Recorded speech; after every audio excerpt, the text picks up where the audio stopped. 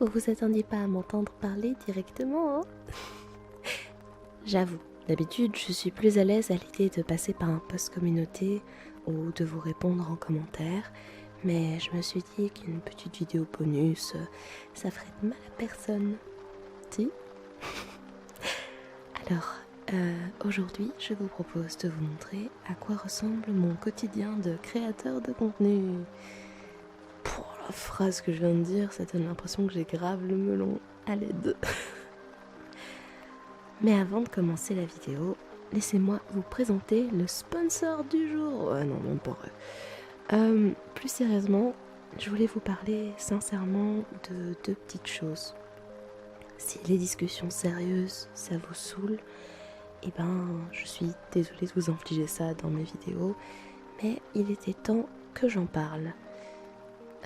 Tout d'abord, soyons égocentriques 2 secondes, hein, et parlons de moi.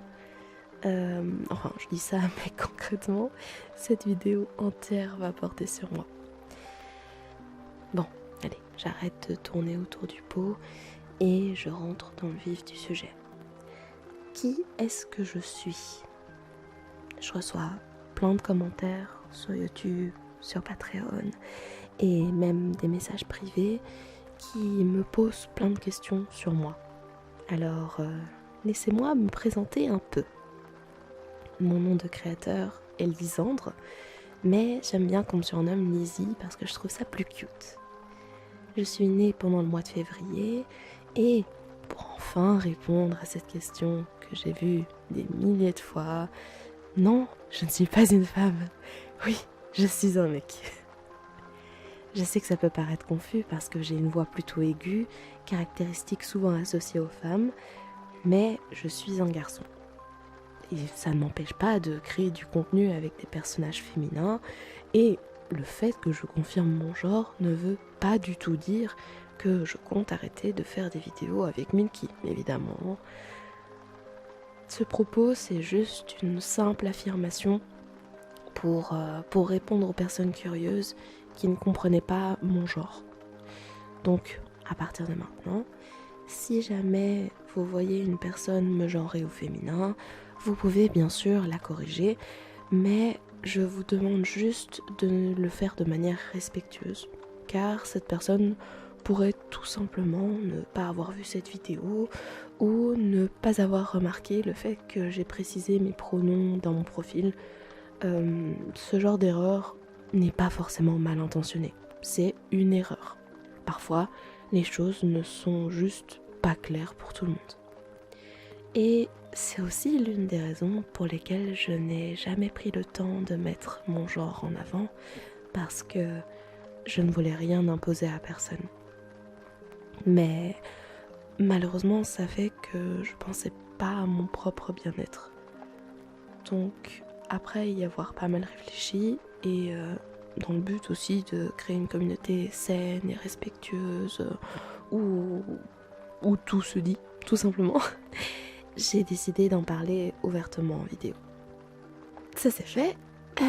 Maintenant, on va parler de quelque chose d'un peu plus négatif, si j'ose dire.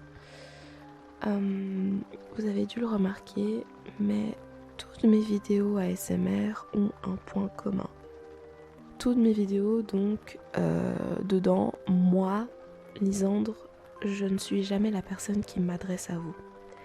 Et la raison pour laquelle ce n'est jamais le cas, elle est toute simple, c'est que j'ai peur des relations parasociales. Alors, je vais ressortir la page Wikipédia. Pour les personnes qui ne connaissent pas le terme, c'est un lien psychologique et émotionnel unilatéral où un individu développe un sentiment d'intimité, d'amitié ou d'attachement envers une personnalité médiatique qui, elle, ignore l'existence de cette personne. C'est une illusion de face à sens unique. Merci Wikipédia. C'est quelque chose qui est de plus en plus courant de nos jours, les relations parasociales, parce que nombre d'entre nous utilisent les réseaux sociaux, ce qui peut mener au fait que l'on s'imagine être plus proche d'un créateur de contenu qu'on ne l'est réellement. Que ce soit bien clair, je ne critique en aucun cas les personnes qui ne dissocient pas leur contenu de leur propre personne. C'est d'ailleurs quelque chose qui est hyper courant dans la SMR et surtout dans la petite niche qu'est le girlfriend, boyfriend experience. C'est quelque chose qui est très très courant. Mais ce que j'essaie d'expliquer, c'est que personnellement, je ne suis pas à l'aise à l'idée d'être face à des personnes qui me voient comme leur petite amie ou comme quelqu'un de proche et comme quelqu'un de présent dans leur quotidien. Car ça peut me mener à vivre des choses qui me stressent et dont je n'ose pas parler par peur de blesser les gens et qu'ils m'en veuillent. Tout comme pas mal de personnes qui écoutent de la SMR, il faut savoir que je suis quelqu'un de très anxieux. Je n'aime pas le contact humain IRL et sur internet, je le limite au possible pour ne pas me taper des crises d'angoisse à tout va. J'en ai jamais parlé publiquement, alors vous ne pouviez pas le savoir, mais quand on me contacte en privé, quand on m'envoie des demandes d'amis, quand on veut me parler en tête-à-tête, ça me met dans un état de stress assez important. Le problème, c'est que j'ai également énormément de mal à refuser des choses aux gens. Donc, je repousse mes limites, je réponds aux messages privés sans préciser que ça m'angoisse, je me pousse à faire des choses qui me foutent mal au final. Évidemment, je pense pas du tout que la personne face à moi soit responsable de mon état, car, encore une fois, j'ai jamais parlé de ce que je ressens. Donc, personne ne pourrait deviner à quel point ce genre d'interactions sont extrêmement anxiogènes pour moi, alors qu'elles peuvent sembler normales pour d'autres personnes. Depuis le début de mes aventures avec Muse et Milky, j'ai la chance, vraiment la chance de voir beaucoup de nouvelles petites têtes arriver dans ma communauté. Et je me dois d'être honnête avec vous. C'est pour ça que j'ai décidé d'enfin vous en parler aussi sincèrement que possible. Bon, je fais que yap depuis tout à l'heure sur le même sujet, mais concrètement, ça veut dire quoi tout ça? Qu'est-ce qui est ok à mes yeux et qu'est-ce qui ne l'est pas? Si vous voulez juste discuter, je serai toujours ravie d'échanger avec vous en public, comme dans mes commentaires YouTube ou Patreon par exemple. Sur notre serveur Discord, dont le lien ne sera pas partagé publiquement car il est interdit aux mineurs, je suis également assez bavard dès que je suis accompagnée de ma chère co-créatrice Mélodie. Sa présence me rassure beaucoup parce que je sais que si on franchit mes limites, elle n'hésitera pas à m'aider à en parler. Elle veille énormément sur moi et elle me pousse à ne pas minimiser ce que je ressens. C'est d'ailleurs uniquement grâce à elle que je parle de tout ceci aujourd'hui. Si vous voulez une audio personnalisée, vous pouvez m'envoyer un message privé sur VidGen, la plateforme par laquelle je passe pour mes commissions. J'ai beaucoup moins de mal à communiquer avec les autres quand il s'agit d'une discussion professionnelle, car je peux me concentrer sur le travail à faire et sur ce qu'on attend de moi en tant que créateur, plutôt que d'avoir l'impression qu'on veut me parler en tant que personne. Encore plus quand c'est une plateforme qui ne sert qu'à ça exclusivement. Et pour en venir aux choses qui pourraient me mettre mal à l'aise, s'il vous plaît, ne me demandez pas de vous ajouter en ami ou de vous MP sur Discord ou une quelconque autre plateforme. Ne m'envoyez pas de messages privés sur Patreon ou sur VidGen juste pour discuter en tête à tête. N'insistez pas pour avoir des informations sur ma vie privée. Je partagerai des informations sur moi que si je me sens suffisamment à l'aise à l'idée de le faire, et ce sera toujours publiquement dans une vidéo ou en post communauté. Ne commentez pas des choses comme « j'aimerais sortir avec toi »,« j'aimerais que tu sois ma petite amie ». Je sais qu'écouter quelqu'un vous murmurer des mots doux, c'est une expérience très intime et c'est difficile parfois de faire la distinction entre la voix que vous entendez et la personne qui les dit. Mais je ne fais qu'incarner des personnages. Je ne suis pas celui qui vous dit tout ça, Et je ne suis absolument pas intéressée à l'idée de me rapprocher romantiquement d'une quelconque personne qui suit mon contenu.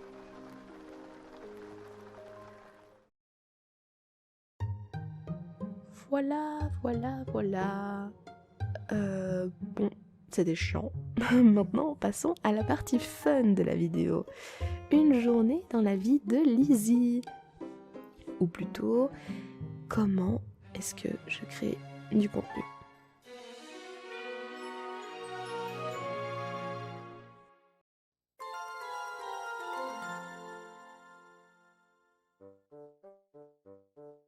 Pour trouver un thème, je m'inspire de ce que j'ai récemment regardé ou vécu. J'ai fait une crise d'angoisse, bam, une petite amie qui te rassure. J'ai découvert un personnage dont j'adore le chara-design, boum, un androïde grincheux. Je pense avant tout à ce qui me plaît, et c'est comme ça que je trouve le plus facilement de l'inspiration.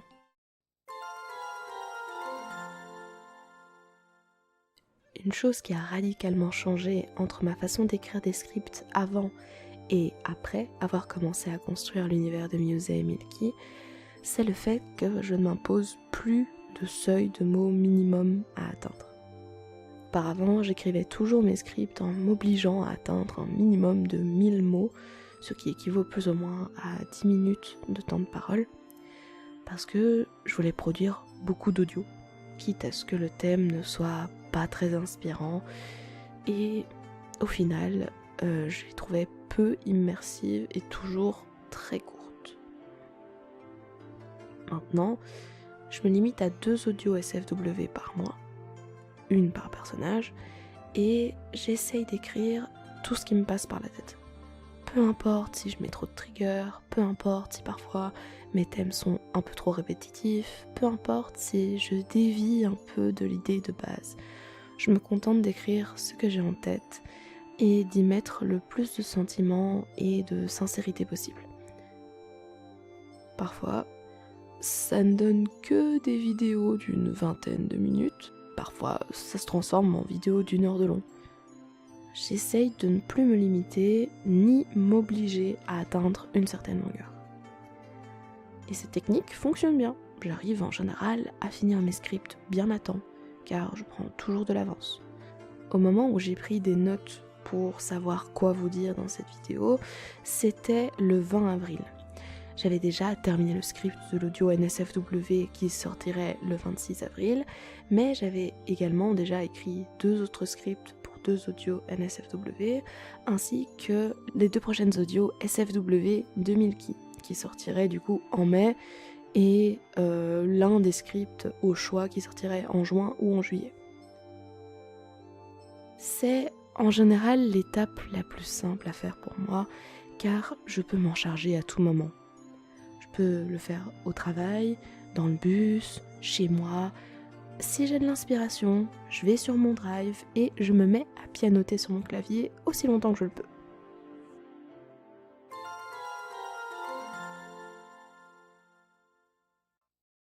Alors là, c'est qui tout double.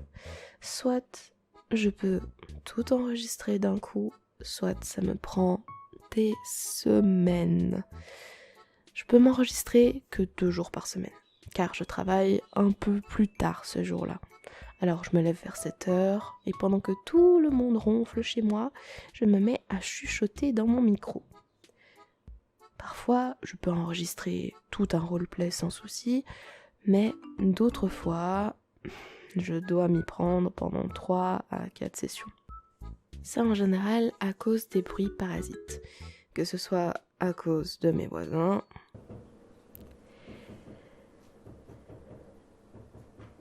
je vais péter mon crâne, ou parce que mes cochons d'Inde ont la dalle. Ah, c'est terrible.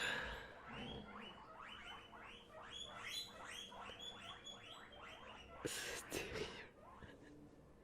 Il y a plein de moments où ça me gâche une prise, et où je dois attendre parfois plusieurs dizaines de minutes pour pouvoir en recommencer une. Et comme je l'ai dit plus tôt, je ne peux m'enregistrer qu'avant d'aller au travail. Donc, si je n'ai plus le temps, eh ben tant pis, ce sera pour le prochain jour où je commence plus tard.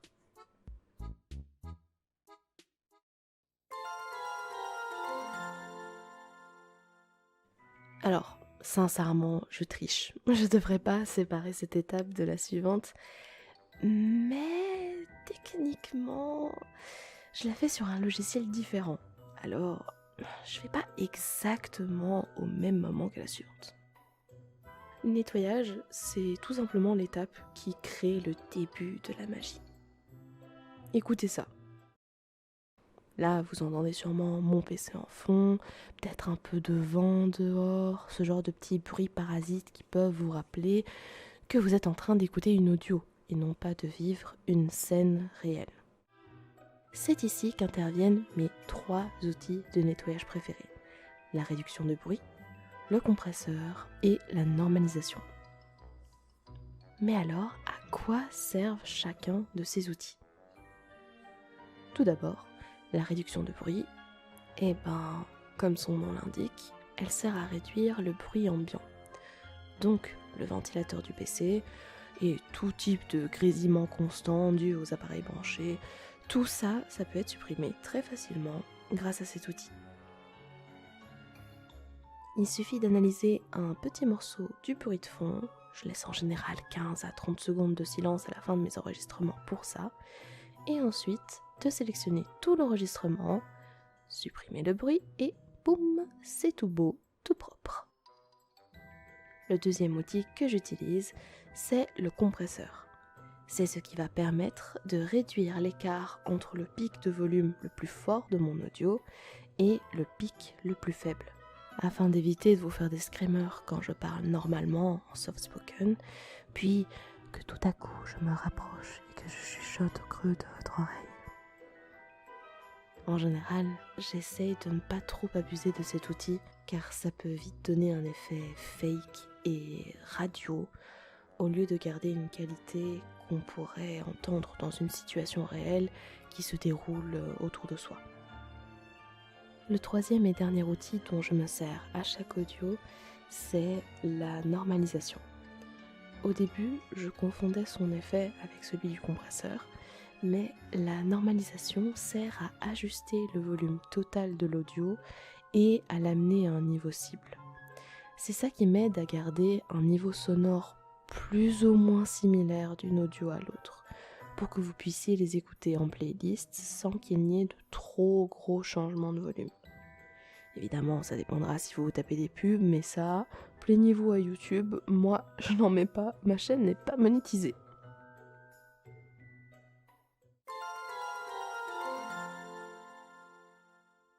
Une fois que notre audio est bien nettoyé, compressé et normalisé, on va pouvoir passer à l'étape la plus longue aux côtés de celle de l'enregistrement, celle du montage. C'est ici que je construis le reste de l'immersion. Les ambiances, les bruitages, les effets comme l'étouffement ou l'écho, tout ça est ajouté à cette étape-ci. C'est également là que je tente d'espacer mes répliques un peu plus afin de laisser le temps à la personne qui m'écoute de formuler sa réponse dans sa tête. Parce que, comme vous pouvez l'entendre, j'ai tendance à parler plutôt rapidement. La plupart de mes bruitages ont été réalisés par mes soins, mais pour les bruitages un peu trop précis ou certaines ambiances, comme le bruit de la pluie, du feu de cheminée ou celui de l'orage, je me sers de ce site. Il suffit de taper quelques mots-clés et on y trouve facilement plein de bruitages sympas utilisables gratuitement. C'est vraiment une mine d'or, même si évidemment je préfère faire tous mes bruitages moi-même. Une fois le montage terminé, je demande à mon logiciel de lancer un rendu et tadam, je peux l'uploader sur Patreon.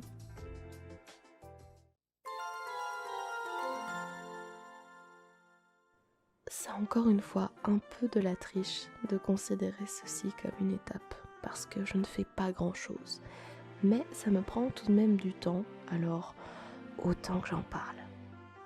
Pour chaque audio que je crée, j'ai besoin d'une illustration qui sera soit utilisée comme visuel quand elle sera publiée gratuitement sur YouTube, soit fera partie des contreparties de mes mécènes sur Patreon. Pour trouver de l'inspiration, je vais en général chercher des images avec des tags précis sur des plateformes comme Safeborrow ou d'autres sites un peu moins safe. J'y cherche en général 4 références en tout. Une pour la composition, c'est-à-dire la position du personnage dans le décor et le type de décor qui m'intéresse. Une pour la pose du personnage. Une pour son expression faciale. Et une dernière pour son type de vêtements ou style vestimentaire. Parfois, je demande une tenue précise. D'autres fois, je donne une esthétique particulière dont l'artiste peut s'inspirer. Le délai que mes artistes prennent pour terminer une œuvre peut varier, dépendant de leur nombre de commandes ou d'événements importants qu'ils doivent prioriser. J'ai par exemple reçu cette illustration en à peine 3 ou 4 jours, tandis que celle-ci a pris 3 semaines. Afin de travailler sans stress et de garder une atmosphère agréable pour l'artiste, j'essaye de commander les illustrations dont j'aurai besoin dès que je termine le texte ou l'enregistrement et que j'ai une idée bien précise de la scène à illustrer. Et si votre curiosité vous pousse à me demander le prix des illustrations, sachez que ça tourne autour d'une 30aine d'euros pour les plus simples, que ça peut monter à 40, 50 euros pour les plus détaillés.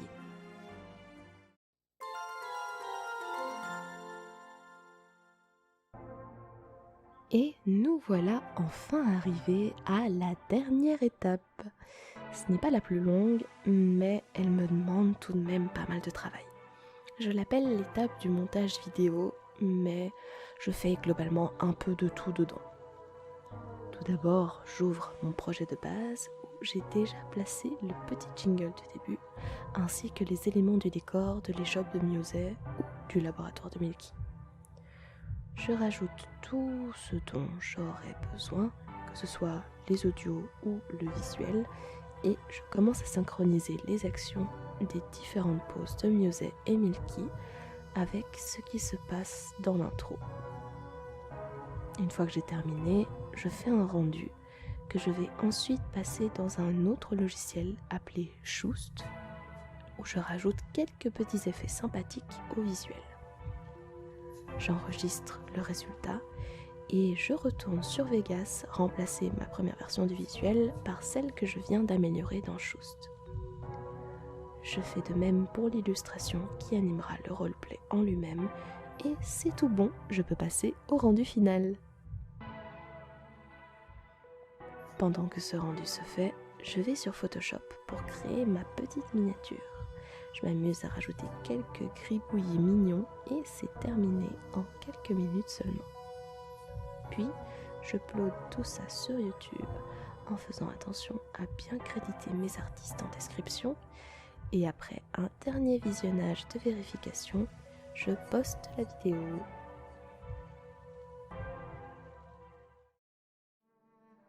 Si tout se passe bien, la création d'un roleplay me prend 1 semaine de travail.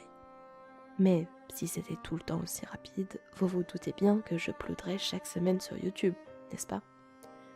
Alors, voici une vue un peu plus détaillée sur le temps que me prenne chaque étape. Tout d'abord, le temps que me prenne l'étape du thème et du script peut varier en fonction de mon temps libre. Si je dois écrire mon script uniquement pendant mes pauses au travail, alors rien que cette première partie peut me prendre 1 semaine entière. Si par contre j'ai une soirée de libre, je peux le finir en 1 jour ou 2. L'enregistrement dépend également de facteurs extérieurs.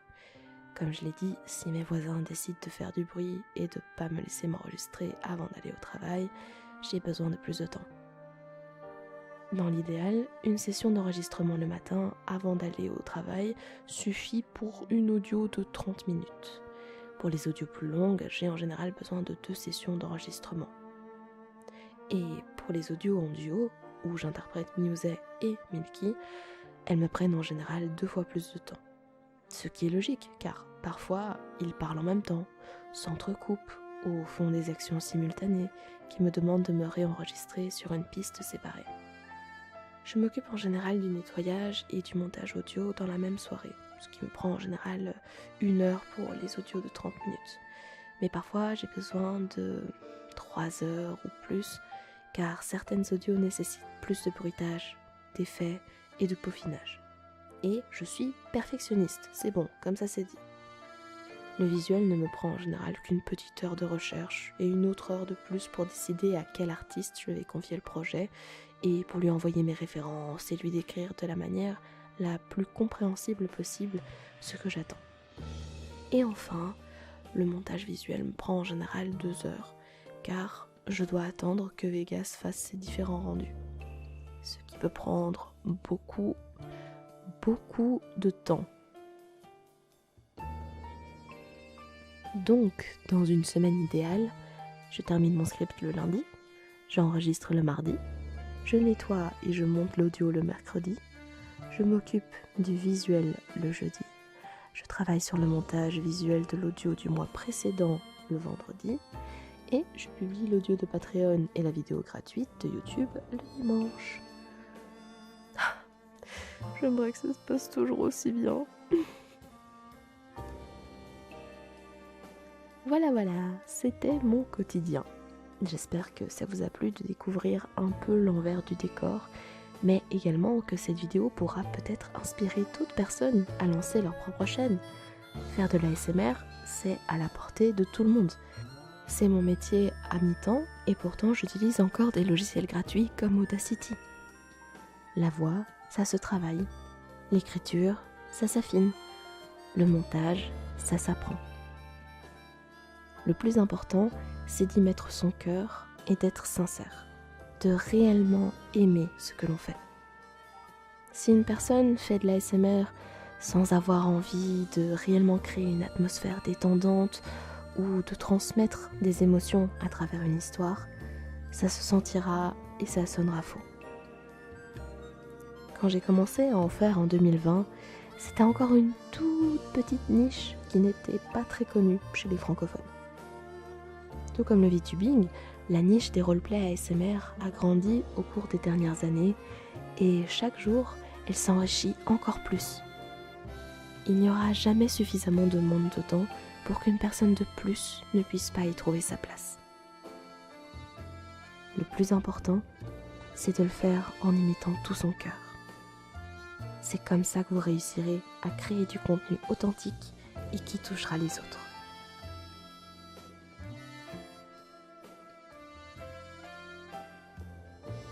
C'était un peu trop gentil et joyeux comme fin de vidéo, alors je vais terminer ça sur ma petite catchphrase habituelle. Ciao les losers!